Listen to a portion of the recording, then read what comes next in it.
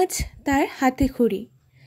ভাবতেই অবাক লাগে, এই তো সেদিন তাকে নিয়ে এসেছিলাম এক বিশাল যুদ্ধ জয় করে। মনে অনেক কামনা বাসনা, তার মাঝে ছোট্ট শ্রেষ্ঠার জন্ম। কতটা কষ্ট জয় করে ওকে পেলাম আমার কোলে, সেটা একমাত্র আমিই জানি। আজ সে হাতে খড়ি দিতে যাচ্ছে। আসলে মেয়েরা হয়তো খুব তাড়াতাড়ি বড় হয়ে যায়। চোখের পলকে ও যেন বড় হয়ে যাচ্ছে, সব শিখেও যাচ্ছে। আজ তার নতুন জীবনের নতুন অধ্যায়ের সূচনা।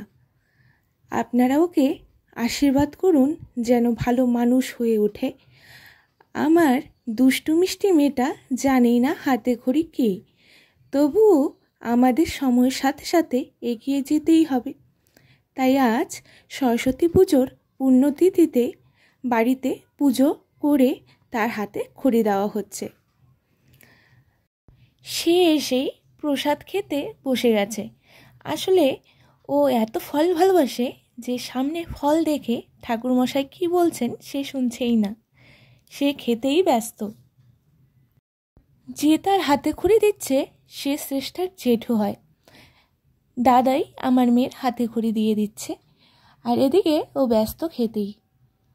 এখন হয়তো মোটামুটি প্রস্তুত ও হাতে খড়ি দেওয়ার জন্য।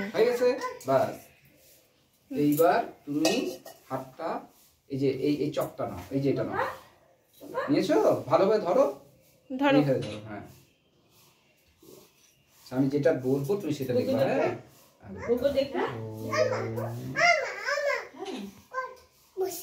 হ্যাঁ, দাঁড়াও দাঁড়াও, হয় নাই।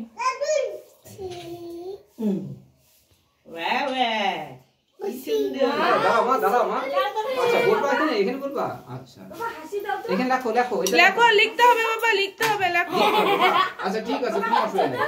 ক লেখো, ক লেখো, অত কিছু লিখতে হবে না। হ্যাঁ, তারপরে এই যে এইটা লেখো মা, এই যে এটা লেখো, এটা লেখো। আচ্ছা, তুমি আগে লেখো, লেখো, তুমি ধরে ধরো, ধরো হাতটা ধরো, ধরে থাকো। হ্যাঁ, ওর পিছনে দাঁড় করে দাও না, এখানে এখানে এখানে না মা, এখানে না, এরকম ভালো করে ধরো। না না, ওকে দাঁড় করো একটু। কোনটা দিয়ে লিখবা? এটা দিয়ে লিখবা?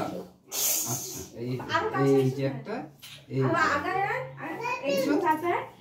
আচ্ছা, এবার এই পাশে লেখো মা, এই যে এখানে লেখো। হ্যাঁ, ভালো করে, ভালো করে। এই যে আরেকটা লেখো, আরেকটা ছোট ছোট ওয়ান লেখো, ওয়ান লেখো, এই যে এরকম ভাবে লেখো। দেখো আমার চলে, এই যে ধরো, এই হাতে ভালো করে দাও। হ্যাঁ, হয়েছে না? আচ্ছা আচ্ছা, ঠিক আছে ঠিক আছে। কি করবা?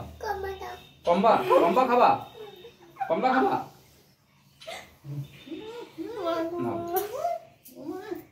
মুখে দিছো? এবারে এখন লেখো। এটা ধরো, এটা ধরে এক লেখো তো মা। আসো আসো আসো, তুমি আমার কোলে আসো তো। এবার এখানে লেখো তো মা। তারপর কিছুটা ফটো সেশন করা হলো, কিছু ফটো তোলা হলো। কিন্তু ফটো তোলা কি যায়? ফটো কিন্তু তোলা যাচ্ছে না। সবাই ব্যস্ত, সবার মতন চিৎকার চেঁচামেচি করতেই ব্যস্ত, কারো আর ফটো তোলা হয়নি ঠিক মতন। এদিকে বড় মেয়েকেও সাজিয়ে দিয়েছি, শাড়ি পরিয়ে দিয়েছি, ও স্কুলে যাবে। তো সবাই কমেন্ট বক্সে বললো বড় মেয়েকে কেমন লাগছে শাড়ি পরে। ও কিছুতেই ফটো তুলতে চায় না, অনেক কষ্ট করে ফটো তুলতে হয়। এরপরে আমরা চলে গেছি আমার মেয়ের স্কুলে। এইটা হচ্ছে আমার বড় মেয়ের স্কুল। এই স্কুলেই পড়ে, সারদা শিশুতীর্থে। এখানেও আগেই চলে এসেছে বড় মেয়ে সম্প্রীতি, আগেই চলে এসেছে ওর স্কুলে। তারপরে আমি ছোট মেয়েকে নিয়ে অল্প সময়ের জন্য এসেছিলাম স্কুলে ঘুরতে। এসে ছোট ছোট বাচ্চাগুলোকে দেখে খুব ভালো লাগছিল, সবাই শাড়ি পরে সুন্দর সেজেগুজে এসেছে।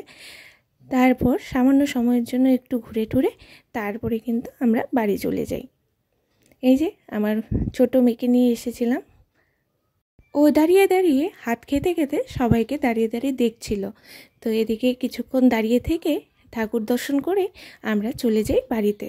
সারাদিন উপোস করেছিলাম, তাই বেশিক্ষণ থাকিনি। আজকের ব্লগটা কেমন লাগলো সবাই কিন্তু কমেন্ট বক্সে জানিও।